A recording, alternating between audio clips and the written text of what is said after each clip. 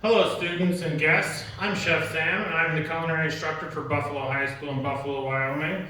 We are supported by Sheridan College in Sheridan, Wyoming. This will be our fourth installment for our virtual cooking school for class CULA 1515 Basic Culinary Skills. Thank you all for tuning in today as we review Chapter 12 in our On Cooking textbooks on how to make broth-based clear soups and thickened soups using the processes that we learned in our previous online class on Chapter 11, Stocks and Sauces. We are working out of our On Cooking textbook of Culinary Fundamentals, 6th edition. And if you don't have this book, you should be able to find it online, and then you'll be able to follow right along. If you already have your books, as all of our students should, feel free to follow along with me. Chapter 12, page 263. We're talking about thick soups. There are two kinds of thick soups: cream soups, which we'll be focusing on for this class, and puree soups. In general, cream soups are thickened with a roux or other starch, whereas puree soups rely on a puree of the main ingredient for thickening. But in certain ways, the two soups are very similar. Some puree soups are finished with cream or partially thickened with roux or other starch. Let's talk about cream soups. Most cream soups are made by simmering the main flavor ingredient, example, broccoli for cream of broccoli soup, in a white stock or a thin velouté sauce to which seasonings have been added. The mixture is then pureed and strained. After the consistency has been adjusted, the soup is finished by adding cream. In classic cuisine, the bechamel sauce is often used as the base for cream soups and can be substituted for velouté in many cream soup recipes if desired. Properly made cream soups should have a silken texture and the thickness of heavy cream. The flavor of the soup's main ingredient should be pronounced. Both hard vegetables, such as carrots, celery, and squash, and soft or leafy vegetables, such as spinach, corn, broccoli, mushrooms, and asparagus, are all used in cream soups. Hard vegetables are generally sweated in butter without browning before the liquid is added. Soft and leafy vegetables are generally added to the soup after the liquid is brought to a boil. Because cream soups are pureed, it is important to cook the flavoring ingredients until they are soft and can be passed through a food mill easily. All cream soups are finished with milk or cream. Milk thins the soup while adding richness. The same amount of cream adds much more richness without the same thinning effect. Cold milk and cream curdle easily if added directly to a hot or acidic soup. So a few notices we can talk about to prevent curdling. You never add cold milk or cream to hot soup. Bring the milk or cream to a simmer before adding it to the soup, or temper the milk or cream by gradually adding some hot soup to it and then incorporating the warmed mixture into the rest of the soup. Add the milk or cream to the soup just before service, if possible. Do not boil the soup after the milk or cream has been added. Use a bechamel or cream sauce instead of milk or cream to finish cream soups. The roux or other starch helps prevent curdling. So we're going to talk about the procedure for preparing cream soups. You can find this on page 264 in your On Cooking cookbook. Step 1. In a soup pot, sweat hard vegetables such as squash, onions, carrots, and celery in oil or butter without browning. In order to thicken the soup, you can A, add flour to the vegetables and cook to make a blonde roux, then add the stock or other liquid as required, or B, add the stock to the vegetables, bring the stock to a simmer, and add a blonde roux that was prepared separately, or C, add a thin velouté or bechamel sauce, which contain roux, to the vegetables, and then add the stock. Step 3, you want to bring that to a boil and then reduce it to a simmer. Step 4, add any soft vegetables such as broccoli or asparagus, and a sachet or a bouquet garni as desired. We discussed those items in our previous video. Next, for step 5, you want to simmer the soup, skimming it occasionally until the vegetables are very tender. Step 6, you want to puree the soup by passing it through a food mill or by using a blender, food processor, or vertical cutter mixer. Strain this through a china cup if it's desired.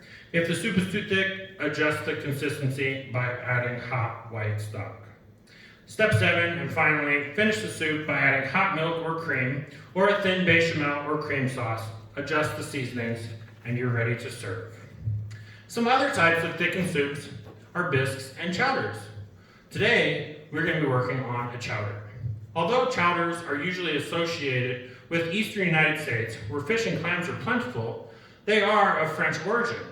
Undoubtedly, the word chowder is derived from the Breton phrase chaudrière, which means to make a fish stew in a cauldron. The procedure was probably brought to Nova Scotia by French settlers and later introduced to New England.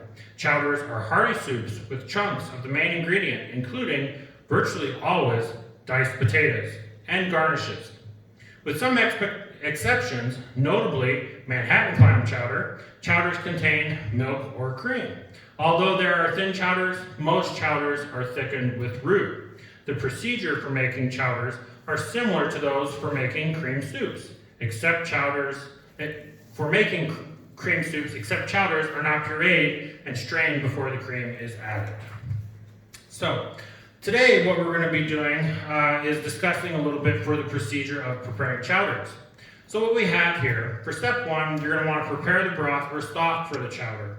We have a stock that we have pre-made over to the right, and we have that simmering. Step 2, you want to render finely diced salt pork over medium heat. Today, for the purposes of what our students have available to us, we went ahead and got our bacon and pre-cooked our bacon, just for safety's sake. But if you have your salt pork or bacon, then feel free to use that. Next, we're going to sweat the mirepoix or other aromatic vegetables in the rendered pork fat. After that, we're going to add the flour to make a roux. Then we're going to add our liquid. Next, we're going to add the seasoning and flavoring ingredients according to their cooking times. We're going to simmer it for a while skimming if necessary. And then we're going to finally add our milk or cream to finish. Today's recipe for roasted corn chowder, which is what we'll be doing today, is on page 288. So I went ahead and made some variations once again for the students at home and what we have access to. But the recipe that is shown in front of you is a very well balanced recipe, and it is quite wonderful if you take the time to produce it just as it sits. So, if you were doing this recipe, you would roast the ears of corn in their husks in a 400-degree oven for, let's say, 45 minutes. You want to cool and shuck the corn and cut off the kernels. Puree half of the kernels in a blender. Add a small amount of milk if necessary to keep it smooth. Then you want to render the fat from the salt pork. Add the celery, onions, and garlic, and saute those slightly. Next, you want to stir in the flour and cook that to make a blonde roux. And we discussed the different types of flour to achieve different types of thickness. The shorter the cooking time is going to give you a thicker roux, as well as the starch content of the flour. Today, we're going ahead and use cake flour because it has a high starch content, which is going to give us a more thick sauce. After that, we're going to go ahead and add the stock and remaining milk and bring it to a simmer. Remember, you always want to use hot stock to a warm roux. You do not want to do cold roux. Next, we're going to add the potatoes, the pureed corn, and the remaining corn kernels. Bring that to a simmer and cook it for 10 minutes. Then, we're going to add cream, some Worcestershire sauce, and some fresh thyme. Adjust the consistency with hot stock if necessary if it becomes too thick. Then you can adjust your seasonings with salt and white pepper and simmer it for 5 minutes. After this is finished, we are ready to serve. So here what we're going to do is I'm going to discuss with you a little bit how the process we're going to do today, and we adjusted it. So if you follow the directions I just gave you for the original recipe, it will come out quite wonderful. Today, we've got our store-bought chicken stock. Feel free, if you want to make this purely vegetable, remove the bacon and go ahead with a vegetable stock. I went ahead with a blend, and I mixed vegetable stock that we made ourselves, and then I added the chicken stock. And what I'm doing here is I have potatoes, for the purposes of the video, I went ahead and boiled these down a little bit, so that way we'll have a finished product at the end to show you. In the purposes, you would want to add those and then the stock and cook it all together to infuse those flavors. Next, we have our Worcestershire sauce. We have our heavy cream. We have our butter, which we're going to use for our roux. We have celery. We're going to go ahead and use shallots. You could use any type of onion though. We have our pre-cooked bacon that we discussed earlier. Our cake flour that we just mentioned. We have our thinly sliced garlic, which will add some nice flavor. And then to show you the process, I saved some of the potatoes that we will add in the proper manner. I'm going ahead and use sweet potatoes to make a nice sweet potato and roasted corn chowder. Really my favorite. And then we have some seasonings of salt and pepper. And then I always like that extra kick, so we have some Creole seasoning. And then finally, we went ahead and pre-roasted our corn before the video, and we'll be adding that to the soup. So to start, we're gonna go ahead and engage our fuel from unlock to lock, and go ahead and turn that on. We're gonna check to make sure we have flame, and we do. And then we're gonna go ahead and add all of our measured butter, as we'll be using that to make our roux to thicken our chowder. What we can go ahead and do is we're going to go ahead and add our celery,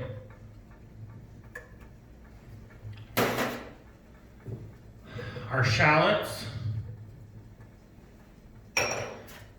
our sweet potatoes, and our garlic. Now this is the step that I'm kind of jumping ahead because like I said, we already cooked our bacon previously for the purposes of safety for our students at home. But what you would do in the instance of, the bacon is you would place the bacon in first and render that down until it's cooked to your liking, which will release a lot of fat. And then we're going to add the right amount of butter to equal the amount of flour that you're going to use. And you would cook your vegetables in there, add your flour, and then you would get your thickening sauce. So what we're going to do here is we're just going to let these saute up until they get somewhat tender. As we're waiting for that, we're going to go ahead and review a little bit more about the different types of soup. So cold soups can be as simple as a chilled version or a cream soup, or as creative as a cold fruit soup blended with yogurt. Cold fruit soups have become popular on contemporary dessert menus. Other than the fact that they are cold, cold soups are difficult to classify because many of them use unique or combination preparation methods. Regardless, they are divided here in two categories: cold soups that require cooking and those that do not. Uncooked cold soups, some cold soups are not cooked at all. Rather, they rely on pureed fruits or vegetables for thickness, body, and flavor. Cold stock is sometimes used to adjust the soup's consistency. Dairy products such as cream, sour cream, and creme fraiche may also be added to enrich the flavor of the soup. So we're going to go ahead and check on our vegetables now. They are coming up to a nice hot saute. And now that those have been going, we are going to go ahead and add our bacon. And we're going to stir that around just for a little bit, get a little bit more crisp to it. Okay, that seems quite blended. So now what we're going to do, and we need to be prepared for this step, we're going to add our flour. But before we do that, we want to go ahead, make sure we have our ladle ready. We're going to go ahead and place that in our soup. We're going to go ahead and turn the heat off on our hot stock that has our potatoes in it, because we're going to want to make a blonde roux. And we know that's a very short cooking time. So what we're going to go ahead and do is dump our equal amount of flour that we have for butter into our pot. We're going to go ahead and stir that up to fully incorporate. You're going to see it's going to mix with oil, and it's going to create a nice paste. Now, because they already had ingredients that were hot, this may cook a little bit faster than the roux we did in our other video, because there's extra heating elements that are providing a faster heat.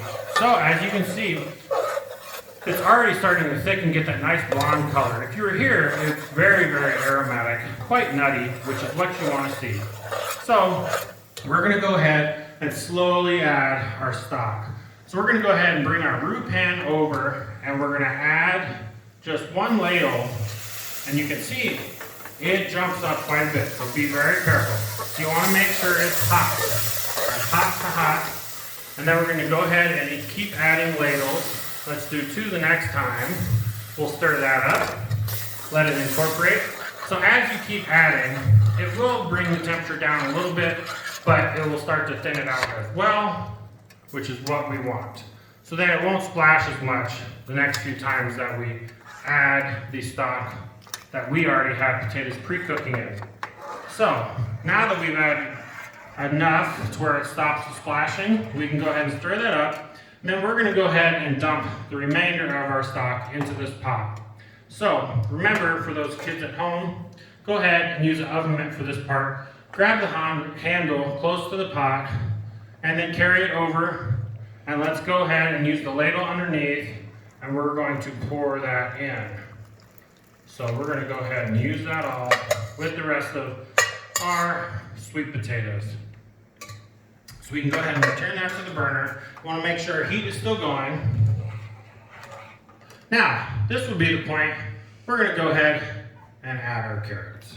Our roasted corn, which we pre-roasted earlier.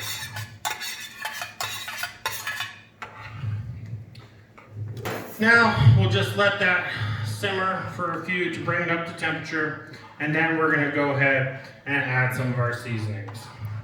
This should begin to thicken as it heats up. So back to a little bit more about soups. Garnishing soups. Garnishes and toppings can range from a simple sprinkle of chopped parsley on a bowl of cream soup to tiny profiteroles stuffed with foie gras adorning a crystal clear bowl of consommé. Some soups are so full and attractive flavor and colorful foods that they are integral parts of the soup. Examples: vegetables and chicken noodle soup. That no additional garnishes are necessary. In others, the garnish determines the type of soup. For example, a beef broth garnish with cooked barley and diced beef becomes beef barley soup. Soup service.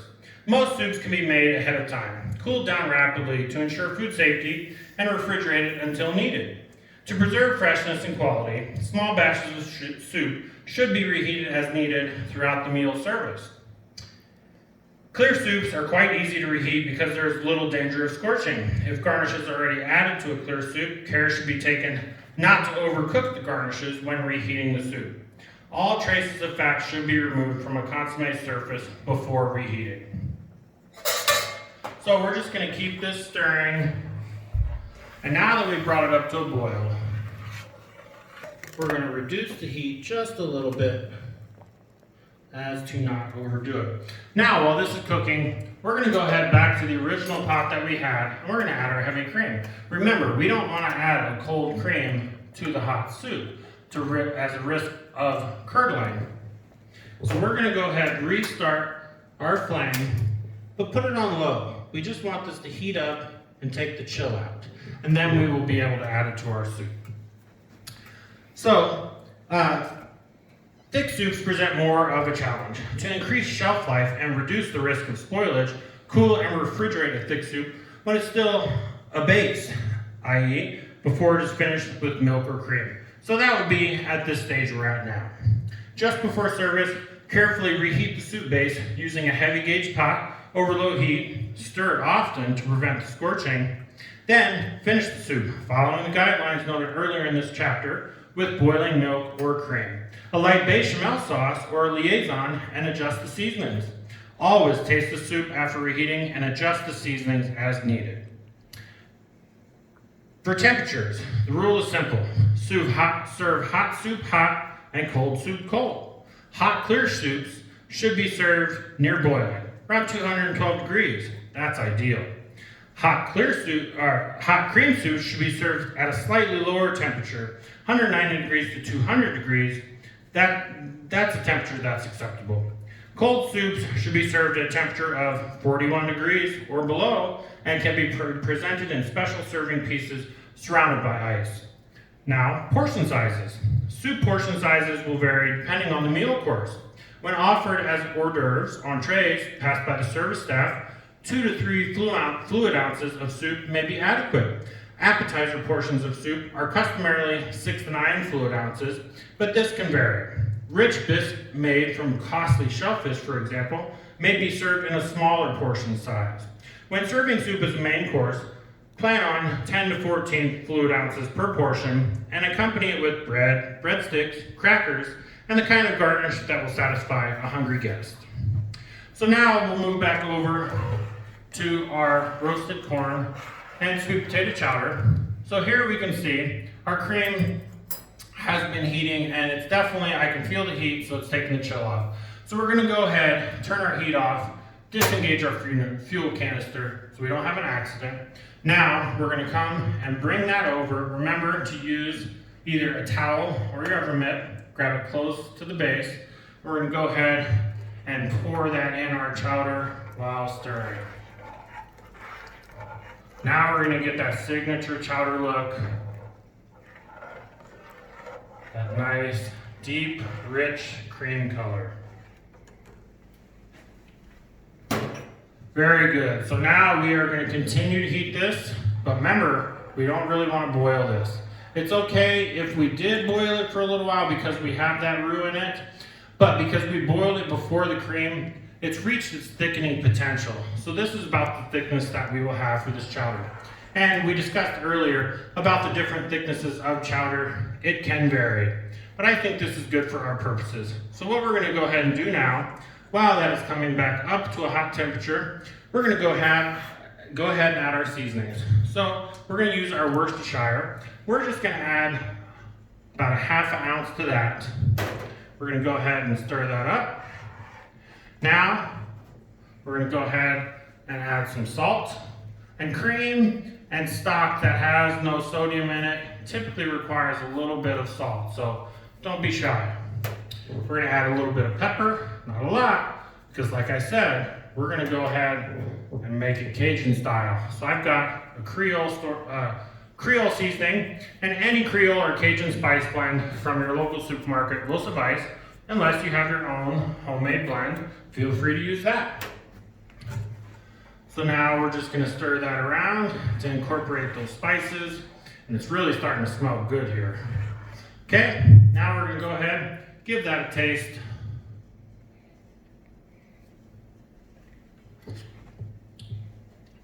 It's coming along very nice. Tell you what, we're going to do a little bit more salt and a little bit of our kick, our Creole. We'll stir that up. Incorporate those spices again, give it one more taste, then I think we'll be ready to plate.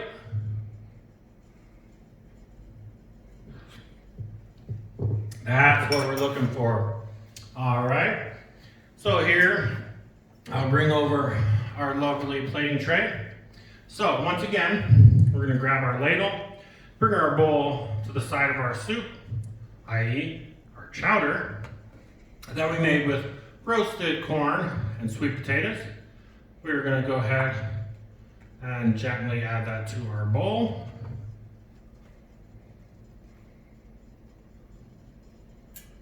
Just to the rim.